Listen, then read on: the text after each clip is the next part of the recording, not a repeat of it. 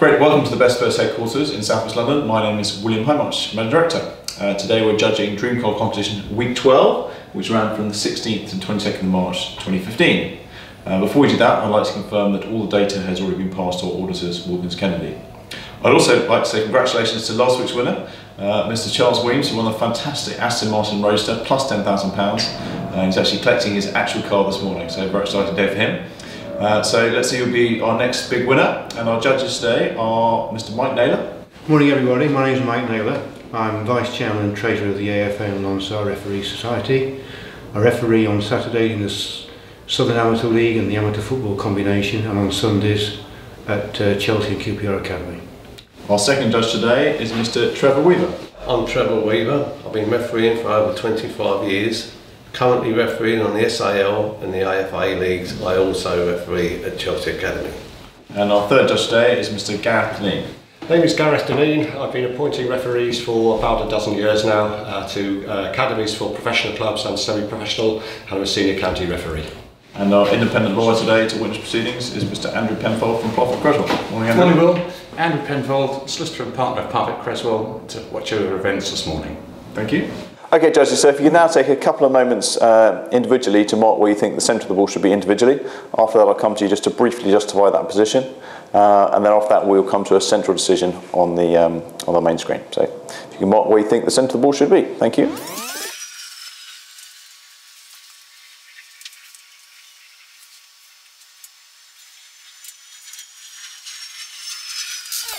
Okay, everyone more or less happy? Yep, okay, great. Okay, Gareth, coming to you first. If you could just briefly say why you think the ball should be there. Okay, looking at the player in blue, he's about to head the ball. His eyes are looking at the ball. And the player behind him, I think, is actually looking at him. His eyes don't appear to be looking at the ball. He's looking at the back of his the blue player's shirt. So the eyes from the blue player, they're quite high up in his head, and hence I put the cross where I think it is. Great, thanks, Gareth. Okay, Trevor. Well, similar. The blue player is, to me, is about to hit the ball, so it's pretty close. The red player, I would say his eyes are looking at the ball, and the trajectory of the two of them, that gives me that position for the ball. Great, Mike. Okay, the blue player is obviously favourite for this. He's off the ground. He's probably either still rising or at the peak of his climb, and his eyes are firmly on the ball. The red player at the back, I also believe he's looking to try and get a view of the ball. Whether he's seeing it or not is debatable. There's a possibility that he could be pushing the blue player in the back, although the blue player is fairly upright. So I've positioned the ball with a little way to go, mainly on the blue player's eyes. Great. Fantastic. Okay, gents, so two fairly similar, one a bit further out. If you could now come to a decision on the central screen as a panel. Thank you. Well, on a horizontal line, we're all on about the same height, aren't we? Yes, we Very are. roughly. Yeah, I mean, Gareth and I exactly, well, almost exactly the same. Yeah. Where I would slightly disagree with your marking, if you don't mind me saying so, is those eyes are looking pretty steeply up, and the same as this guy's. So if we put a marker on his eyes, I do think that's As steep as that? well. That's where I've decided now. His eyes are even. Okay. I mean, the reason why I push it a little bit further out is because of the angle of his head, as much as the angle of his eyes. Yeah. He's not actually pulled his head back too far. He's got a reasonably steep angle, but it's sort of. Yeah, but he would be looking at the ball, Mike. So yeah, I think his on eyes. the vertical. See if we get his other eye in, Trevor. Both eyes in.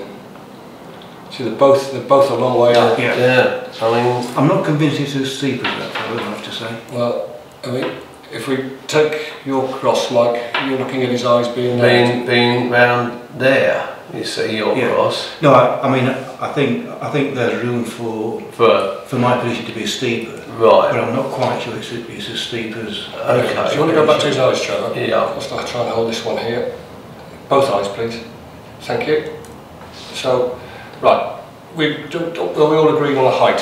So we think it's sort of in this line here. I'm happy with that. Yeah. So really, it's the angle. Now we're there. Yeah. And you want to get more rightwards, Mike, don't you? Yeah. So we say more clockwise. Let's just check to make sure we think his eyes are here. Yeah. You see, I'm still happy with that. The ball height to me is coming down in that trajectory. And we double check that. I mean, his eyes are nowhere, with respect, they're nowhere near to that. No. Well, I still think he's looking at the back of his player's shirt because he's fending him off. Yeah. So, I mean, we can go slightly to the right. Not a lot. I don't think. I mean, again, if we concentrate on his eyes and where the cross is. Yeah. I mean, so both eyes are upwards. I don't think. Well, they are steeply upward, I agree.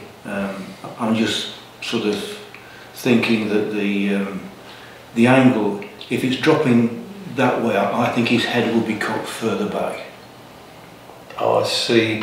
I think his head will be cocked further back. Yeah. I can't see that. I still think I think it's. If we go any further right, then these eyes aren't in the right area. His eyes aren't looking at the ball if it's over here.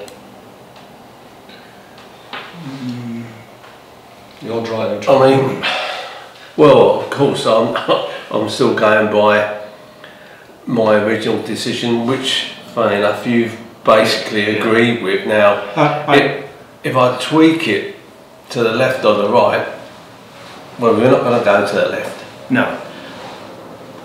We're on the same trajectory. I mean, I don't really want to move it, actually. Okay, well, I mean, it means it's one of those ones where we've not moved it. Yeah.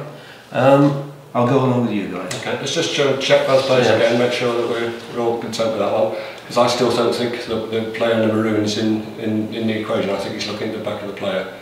I think we're solely on this guy's, the blue player's eyes. Well, he's certainly the one who's going to win the ball, who's going to head the ball, make contact with the ball. I'm happy with that. Okay, guys, I'll go along with you. Right, Okay. that's fine. Right. Okay, so the picture selected is 1014572. 1014572. 1014572.